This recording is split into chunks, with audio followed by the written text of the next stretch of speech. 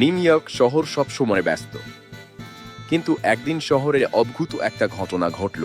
সব মানুষ হঠাৎ অকারণে হাসতে শুরু করলো। বাসের ড্রাইভার হাসছে, পুলিশ হাসছে, এমনকি ট্রাফিক সিগন্যালের নিচে দাঁড়ানো লোকটাও হেসে গড়াগডি। পিটার পার্কার খবরটা শুনেই ভাবল, এটা নিশ্চয়ই কোনো ভিলেনের কাজ। সে সঙ্গে সঙ্গে স্পাইডারম্যানের পোশাক পরে শহরের ওপর ঝাঁপিয়ে পড়ল।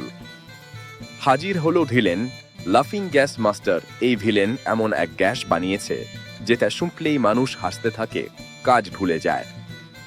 ভিলেন বলল, আমি চাই সবাই শুধু হাসুক, কাজ না করুক। স্পাইডারম্যান বলল, হাসা ভালো, কিন্তু বেশি হাসলে পেট ব্যথা করে।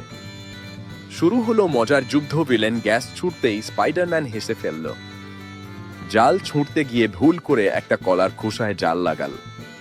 সে পিছলে পড়ে বলল, এই জন্যই আমি কলা খাই না।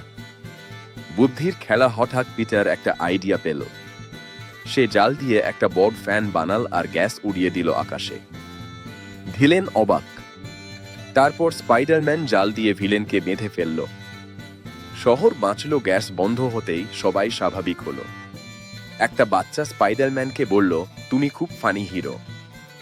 স্পাইডারম্যান হেসে বলল, হিরো মানে শুধু শক্তি না, হাসিও দরকার। আর তারপর সে সূর্যাস্তের দিকে জাল ছুঁড়ে উধাও হয়ে গেল।